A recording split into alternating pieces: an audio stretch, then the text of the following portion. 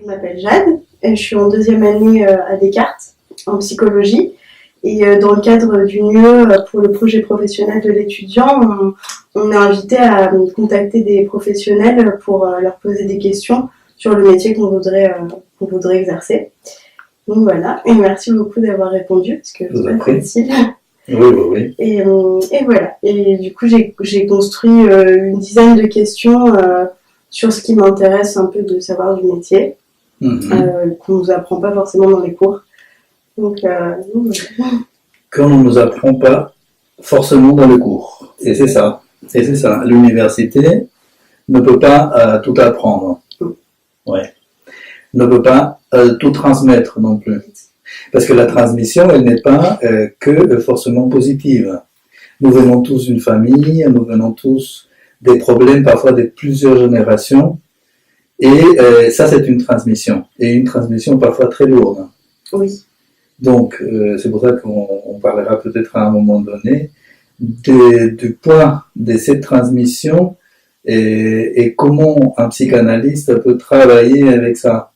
Ce qui est complètement différent du travail qu'on apprend à l'université. C'est très intéressant d'être à l'université, évidemment. Moi, j'y étais pendant très longtemps et j'ai enseigné aussi pendant presque 20 ans. Mais l'université et la psychanalyse sont presque un peu incompatibles. C'est ce que j'ai l'impression. C'est qu'en fait, on nous apprend les bases de la clinique. Et donc, moi, toute la question que je me pose pour mon mémoire de recherche sur mon projet professionnel, c'est en fait qu'est-ce que la psychanalyse peut apporter à la clinique, et inversement, et puis aussi ce conflit qu'il y a dans les hôpitaux du point de vue de la psychanalyse, qui enfin, de ce que j'ai entendu, est assez lourd parfois. Quand on a un outil comme la psychanalyse, c'est dur de l'amener en clinique, parce que c'est pas du tout la même approche. Donc ouais, et on ne parle pas du tout de psychanalyse, on a quelques cours. Oui, je sais, c'est ça. La première question, c'est sur votre parcours professionnel et oui, votre formation. Oui, la formation d'abord, c'est ça? Bon. Ben, je suis allé d'abord à l'université pour faire des études de psychologie avec l'objectif de devenir psychanalyste. Non pas à l'université, évidemment, mais que c'était nécessaire d'être soit à l'époque, soit psychologue, soit psychiatre, ou éventuellement d'autres choses, mais après il faut adapter, parce que je connais des gens qui ont fait gestion, ou qui sont architectes, ou qui sont autre chose, qui ont fait lettres ou philosophie, et qui peuvent devenir psychanalystes. Ça, c'est une question très intéressante. Mais bon, et de toute façon, si on fait des lettres ou philosophie, etc., ou anthropologie, à un moment donné, il va falloir apprendre la psychopathologie pour être psychanalyste. Donc, de toute façon, il va falloir ramener, revenir au banc de l'université, par exemple, et étudier la psychopathologie, au moins ça, quoi. Au moins ça. Donc, je suis allé à l'université d'abord au Brésil, ou peut-être d'abord au Pérou, où je suis né. J'ai étudié un semestre là-bas. Après, je suis allé rapidement à l'université São Paulo au Brésil, où j'ai fait mes études de psychologie là-bas. Donc, j'ai repris à nouveau des zéros, quoi. Et après, j'ai fait quelques 2 ans de philosophie aussi pour complémenter, mais sans avoir aucun diplôme. C'était simplement parce que la philosophie m'a toujours intéressé, tout en sachant que la psychanalyse n'est pas une philosophie et que c'est même le contraire. D'accord. Parce que pour la philosophie, il faut que je réfléchisse et que je me situe là où j'ai réfléchi. Alors que pour la psychanalyse, elle propose le contraire. C'est là où je pense, je ne suis pas, et là où je suis, je ne pense pas. Oui. Je fais des choses que je ne pense pas, et je pense parfois des choses que je ne comprends pas.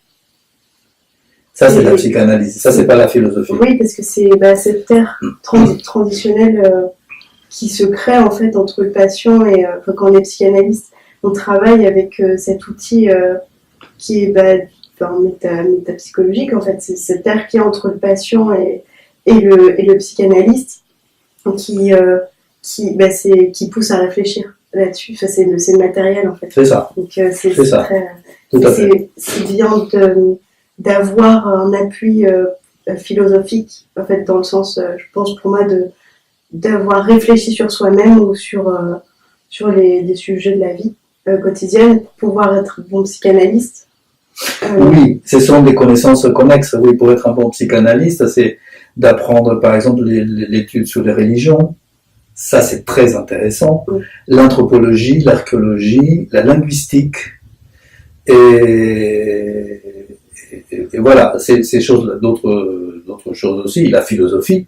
Pourquoi la philosophie? Parce que ça nous apprend à réfléchir aussi.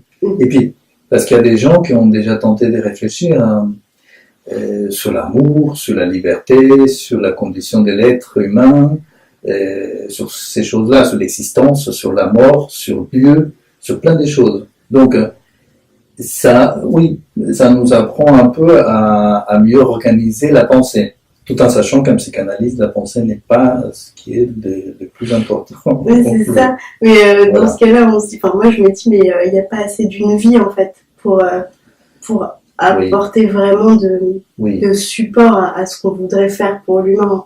Enfin, parce que on parlait d'anthropologie, de linguistique et aussi de tous les thèmes philosophiques. Et moi, ça me passionne, par exemple l'anthropologie. Mais c'est ça, quand on est à l'université, en fait, on doit se focaliser sur telle ou telle matière. Et il faut trouver le temps à côté de pouvoir, de pouvoir faire des lectures personnelles, de s'intéresser à toute autre chose. Et souvent, je me dis, mais en une vie, j'aurais pas le temps, quoi, d'avoir tout le savoir que je voudrais. Plus la littérature, les romans, plus les romans d'une époque, les romans d'aujourd'hui aussi, parce que il faut aussi être en connexion avec l'actualité, avec son temps. Et puis, il faut vivre aussi, il faut que vous viviez, il faut aimer.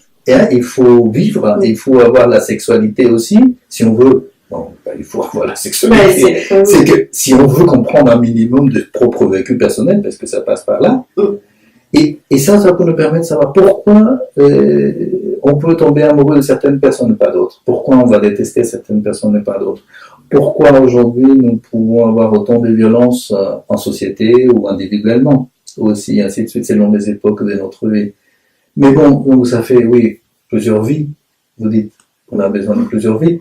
Et oui et non, parce qu'on peut réduire aussi, c'est-à-dire qu'on va sélectionner.